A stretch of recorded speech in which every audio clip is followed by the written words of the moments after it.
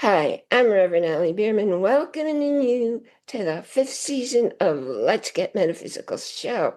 And as always, we're kicking off each new season with many changes in the show format. Now, of course, we're here to awaken you to the invisible forces driving your life in each moment. And starting today, each week, we're going to be leading you to discover a new aspect, a new dimension of how to discover a new path. And perhaps it'll be a path that you may not have seen as a possibility for you, or maybe you've known in your heart, but you've been afraid to acknowledge it. Today, I introduce you to an amazing, brilliant woman. She is a true role model for me and for literally thousands of people. Welcome, welcome, welcome to our show, Robin. And if you'd please share with us three things that you think very few people know about you. I have fun with this one. It's a pleasure to be with you, an honor, truly, Ellie. Do you want some fun ones? Sure. Okay, this will take you off into a place that you don't know. Um, Back in the 80s, is it the 80s or the early 80s? I got to be a judge at the World Frisbee Championship in the Rose Bowl Whoa. with people from 30 different countries. Wow. I was and this July I'm going to Minnesota for the 50th anniversary of the Minnesota Frisbee Association. And I put on a frisbee tournament and I got 10,000 people to show up and I did the PR. So it was kind of fun. You didn't know that, did you? That's extraordinary. And another really goofy fun one is many, many years ago, I was in the corporate marketing department for Chuck E. Cheese. And part of the training is I had to be Chucky. So I Oh had to my. dress up as a rat from New Jersey and be walked around their largest store in San Jose, California, and people were pulling on me and I wasn't allowed to talk. And my little guides left, and I had people pulling on my tail, and it was quite an. So I don't think you knew that either. No, definitely not. Wow. I knew that you were extraordinary, but I just didn't even have a clue that just the wide range of experiences and all the lives that you've touched. Yeah. Let's see. The third one, some people know, not a lot, that I got married for my first time at age 51. And I went from 0 to 6 kids, and now we have 8 grandkids. And in 2 weeks is our 20th anniversary. Wow, that's incredible. I'm just digesting this. The way I know you is you are the best listener of anybody I've ever known in my life. Not just hearing what people are saying, not just hearing what they're not saying, but it's in their heart, and being able to help them, us, find who that is, who we really are, what we really want to say. And I think one of the most remarkable things about you, in my opinion, is you are so busy. And I know I myself and other people have said, I don't want to bother you because you're so busy. But you always make time. It's like most people in this world today, they don't do that. But you're always able to make time for people. So how did you develop those? You must have had those skills for what you shared with us previously. But how did I know that you worked for Stephen Covey, but I don't think that's as much something that's learned as something that you intuit about yourself. Well, that's so beautiful. Thank you for that amazing compliment, Ali. Um, I've always been really curious and I've always asked lots of questions. And in order to ask questions, you need to listen. But it really was my training with Stephen Covey that helped me learn and understand the power and the importance of effective listening, of empathic listening, of listening not just with your ears, but with your heart, with your eyes, actually with your whole body. Because when someone says, how are you? And they say, fine, they're not fine. It's like, and so really asking the questions and then reflecting back that they feel understood. Because what people say and what's really going on aren't always aligned. And Stephen Covey used to talk about the more empathic you are, the more people will feel safer to go below the surface. And so we used to talk about peeling the layers of the onion. And I loved it how Stephen talked about you peel the layers of the artichoke, because what's in the middle of an onion? A middle of an onion. But what's at the center of the artichoke? Wow, that's great. And that's where the heart is. And so when people feel understood, is they're willing to go deeper with you. But you don't start out with the deep, deep stuff right away. You want to connect and then gradually move there so you find out what's really, really important to people. And that's always a gift when you can get to the heart of what's going on with someone. And then you can help them and then find out where they want to be and help them get there. That's really incredible because I've always thought before I knew you that I connected well with people. And then what they would do is dump and dump and dump. And that's not at all the same thing that you were describing. So I think I could have been a much bigger help if I had those skills back then. Well, that skill can change anyone and everyone's life. And it's not just a skill, it's actually an attitude. It's when you're listening, you really want to hear. You want to understand, not that you do it superficially to move on to what's next for what's important to you, but for people to feel like you really do want to know. And it is a skill and an attitude because someone can go to a listening class and they can get an A+ in the listening class. Does that mean they're a good listener? No. It comes from practicing, it comes from caring, it comes from really deeply wanting to understand. And that's an attitude, not just a skill. How did you awaken that, or was it always there, that attitude in your heart to put you in that place, what appears to me to be very easily? That's a really good question, Ellie. I just, like I said earlier, I've always been really curious. So I've always asked lots of questions, and it's just the way I'm wired. I'm just naturally curious. And when you're curious, you don't want to just ask, you want to make sure that the person feels that you understood them when they answer your questions. And so, it can go from an unconscious competence to a conscious competence by understanding. And that's where my work with Covey made such a huge difference. I mean, I've always been a good listener, fairly good. And I have this agreement with my sister, and we're really close, and we grew up together. And, she was there the day I was born, and we've been close all these years. And I'm 71 now. And, we have this agreement with each other as if we don't feel heard, that we let the other know, not from a place of judgment, but from a place of truly deeply caring. And so it's an honest relationship. And I think that would be a really valuable tool for a lot of people to be honest with people, to say, I don't feel like you really heard me. Or if you're the other side of the story, saying, I'm not sure I fully understood. Let me see. This is what I think you said. Am I getting this right? So constantly asking for clarification to make sure that that person really feels like they're gotten, and it's like when people feel gotten, they go, ah.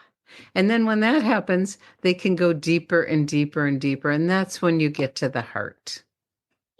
That's so interesting because I raised my kids that way, but I don't think I did that with anybody other than my kids. And I had a healthcare practice for 30 years. So that's And I read and studied all of Covey's stuff, and I definitely didn't take away everything that you're sharing. And in families, it's a really big deal. I mean, a lot of times, especially when you're dealing with teenagers, if you say, "How are you?" and they say, "Fine," or they give one or two word answers, you're not connecting. And so it takes relationship building to get to the place where people are going to want to share what's really going on. So asking open-ended questions, and instead of a question that'll end up with a single word, like, what's the best thing that happened today? What did you, and these are questions we used to ask at this company I work with called Enlightened Leadership. You're at the dinner table, and if every night you're at the dinner table with your family and you ask, what'd you do to help someone today? What was the highlight of your day? And if they know that's going to be the question the next day or night, then guess what they're going to look for all day? Is where did I help someone? What was the highlight of my day? And so it's such a powerful tool. The dinner table is an amazing place to connect. And a lot of times these days, sadly, people don't have dinner together anymore. They're so busy going here, there, and everywhere. And, my husband and I make it a point to sit down together at dinner every night. Whether there's anyone else around or it's just us, and have a nice dinner, put a candle out, and connect. How was your day? Connect emotionally, not just about the stuff that happened, but how are you feeling? And that makes a huge difference in the development and deepening of our important relationships. Wow, that's incredible. I raised two performing kids. They were professional from the age of 11. So our precious time was driving to auditions, rehearsals, performances.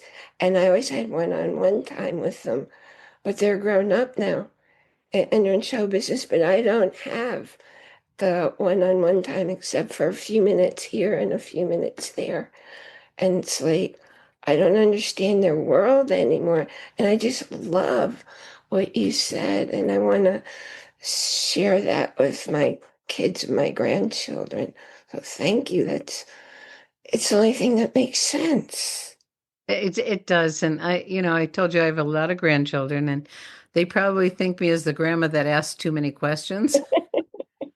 Because I really want to know, what's it like to be a 20-year-old in this world? What's it like to be a 16-year-old? What's important to you, And we took a wonderful vacation with our oldest son and daughter-in-law and two of the grandkids to Hawaii. And when you play together, when you have fun together, and you do cook together, having shared experiences, and it really continues to develop the relationship. And it bonded all of us at a much deeper level because we were there in a condo together for a week. And we had lots of choices of things to do, and we worked it out really beautifully. But the gift was it deepened our relationship. That's exciting. I was talking with my daughter yesterday, and she said, Mom, I want you to come and stay with us a few days so we can do things together. I said, I miss gardening. She said, Oh, I have so much gardening for you to do. So I'm going to create that as my way of being with them automatically. So I'm so grateful that you're in my world. You're just such an amazing role model. And I'm going to take just a quick break. I have discovered Dr. Livingood. That's his real name. That's his parents' name and his siblings' name. And since I've been educating myself with a way of thinking about health, I thought I knew it all because I've been in the field for 30 years, living it for more than 50 years, I thought. Anyway, what I've learned from him, I have now changed. Years ago, I created a gift for you, 7 steps to turn any moment right now into one where you feel happy. And a couple of years ago, I expanded it to 8. And because of Dr. Living Good, the gift I have for you today is the 9 steps to feel happy right now. So everything you say is gold. Oh, thank you. I'm working on a book right now, and we have a coach, and I'm really thrilled because she's going to get us to the finish line. And, my love and my passion, and it didn't turn out, it didn't start out intentionally, and now it's very intentional. But when people are looking for what kind of work to do, or what kind of life to design, or what kind of partner to have, what I learned from my work in the past, whether it was with Stephen Covey, whether it was with career transition, whether it was with enlightened leadership, it was really so important to identify what's most important to you. What are your highest values? And if we live a place from our highest values, we will be happy. And so taking the time to identify what's most important. So when we were moving, and picking a house, what's important to me is that I have a view.